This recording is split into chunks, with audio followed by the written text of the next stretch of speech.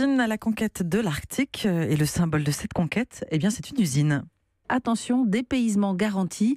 Et je vous préviens tout de suite, ça vaut le coup d'attraper votre tablette pour mettre le live vidéo d'Europe1.fr parce que de nombreuses images étonnantes vont émailler ce reportage.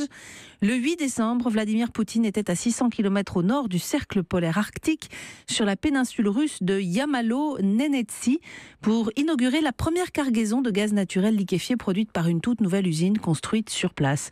Et le président russe avait dans ses valises Elena Voloshin, notre correspondante. Bonjour Elena. Bonjour.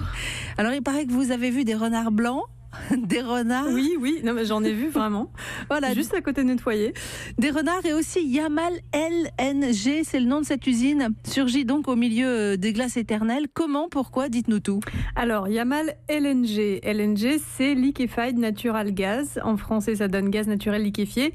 Et c'est un projet lancé il y a 4 ans à peine. L'actionnaire majoritaire, c'est le géant gazier russe Novatek. Il y a aussi le français Total qui détient 20% des parts, tout comme l'entreprise chinoise CNPC. Et enfin, il y a le fonds public d'investissement chinois, alors je vais essayer de le dire, Silk Road Fund, qui est actionnaire à hauteur de 9,9%. Voilà pour l'aspect éco. Et donc, c'est un consortium international qui a donné naissance à ce chantier complètement fou. Ouais, c'est vraiment le chantier de l'extrême. Hein. Complètement. Imaginez-vous, on est sur du permafrost, c'est-à-dire de la glace éternelle. Le thermomètre, il descend jusqu'à moins 50 degrés Celsius. La plaine arctique est balayée par les vents. Voilà, vous l'entendez, là, le vent arctique. Ça y est, on y est. On y est, alors couvrez-vous, parce que il fait très froid d'abord, hein, on s'en doute, et au milieu de tout ça, eh bien, vous avez cette usine qui brille de 1000 feux, qui est resplendissante et qui crache des flammes comme ça, parce qu'il faut préciser aussi que c'est la nuit polaire, donc il fait nuit, 9 mois par an, et le ciel ne s'éclaircit légèrement que entre midi et 14h. Et alors sur place, il y a donc les renards blancs et puis il y a aussi Thierry Lacave, ingénieur chez Total, qui m'a fait une petite visite des lieux dans sa voiture. And when will be at the location? When will be at the location, là c'est Thierry avec son accent anglais à couper au couteau. Mais dans l'Arctique, il se sent comme un poisson dans l'eau, ou plutôt devrais-je dire comme un ours sur la banquise, emmitouflé qu'il est dans sa grosse parka. Alors Thierry, il est arrivé il y a 3 ans. Aujourd'hui, il est directeur adjoint du chantier et il nous raconte donc ses débuts. La première fois, quand je suis arrivé, il y a 3 ans, il n'y avait rien. Absolument rien. La seule chose, c'est qu'il y avait les 2 tanks, réservoirs, qui étaient. Le béton était fini. Et c'était le premier hiver, il faisait moins 50. Et on ressentit moins 67.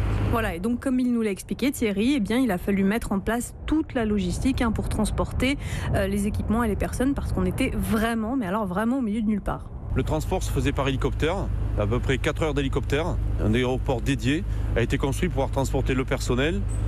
Et également un port a été construit pour pouvoir transporter le matériel, les modules et tous les équipements qui ont permis d'assembler l'usine. Elena, qu'est-ce que c'est que les modules dont parle ce Thierry ? Oui, alors en fait, comme les conditions climatiques sont vraiment, vraiment extrêmes, l'usine elle a été assemblée à partir de modules construits sur des chantiers navals, là où il fait beaucoup moins froid, alors devinez. Ouais. En Chine, en Indonésie, aux Philippines, en Asie du Sud-Est. Des modules, ces modules ensuite, ils ont été amenés par bateau. C'est une usine en kit, en quelque sorte. Exactement, c'est ça. Quand j'étais gosse, je jouais avec des Lego. Et aujourd'hui, on a fait quelque chose qui ressemblait à un jeu de Lego, quoi. Un module, c'est un immeuble de 10 étages qu'on transporte sur 1 kilomètre. Voilà, ça fait ça, on ne se rend pas compte comme ça. Hein. Les 1, 2, 3, 4, 5, voilà, ça là, il y a un peu moins de 10 étages, quoi.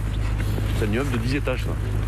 Donc voilà, on prend un immeuble de 10 étages, on le prend, puis on le promène depuis la Chine jusqu'ici. C'est délirant votre histoire, Elena. J'imagine que quand il fait moins 50, c'est pas facile de jouer au Lego. Comment ils travaillent tous ces gens, ces ingénieurs, les ouvriers ? Oui, alors au pic de la construction, imaginez-vous, il y a eu plus de 32 000 personnes sur le site. Suivant les sociétés et les sous-traitants, les employés, ils font des rotations de 1 à 2 mois sur place. C'est quand même long. Mais alors, donc comment ils font pour travailler ? C'est une très bonne question. Par exemple, là, vous allez l'entendre, c'est moi qui cours vers un camion chauffé. Voilà, et là ma caméra elle continue en fait de tourner, non pas parce que je ne veux pas déréquer, mais parce que mes doigts ils sont juste trop gelés pour appuyer sur le bouton, ce n'est pas fait exprès. D'accord, ah ouais, vous avez mal là. Oui, j'ai très très mal et je n'ai passé, imaginez-vous, que quelques minutes dehors. Quelques engelures plus tard, j'ai quand même croisé ce type-là, Sergueï. C'est un grand gaillard bien costaud, la moustache givrée et même pas d'écharpe. Il m'a donné quelques conseils. Lui, il sait, car cela fait 29 ans qu'il travaille dans le Grand Nord russe. Et comment vous faites pour travailler dans ces conditions? Que faut-il faire pour avoir chaud? Il faut travailler, ne pas rester sur place à ne rien faire, sinon on peut geler. C'est tout, il n'y a pas d'autre secret. Si tu restes sur place, tu peux t'habiller comme tu veux, tu auras froid de toute façon. Mais si tu bouges, que tu travailles, ton sang te réchauffe, tu es en mouvement, le travail avance. C'est l'unique secret. Nombreux sont ceux qui viennent, ne tiennent pas le coup et s'en vont. Moi, j'aime le nord, j'aime le grand froid, je le préfère à la chaleur. Et puis bien sûr, il y a l'argent. On gagne 3 fois mieux ici que dans les terres. 3 fois mieux, ça fait combien, Elena? Eh bien, ça fait 800 € par mois environ, là où le salaire moyen en région en Russie tourne davantage autour de 280 €. Puisqu'on parle d'argent, combien elle coûte cette usine au bout du monde? Alors, elle coûte 27 milliards de dollars, ou plutôt 27 milliards équivalents dollars, comme disent les actionnaires, puisque à cause des sanctions américaines contre Novatek, le projet n'a justement pas pu être financé en dollars, mais les actionnaires ont trouvé des financements alternatifs, car pour Vladimir Poutine, il s'agit rien moins que de conquérir l'Arctique.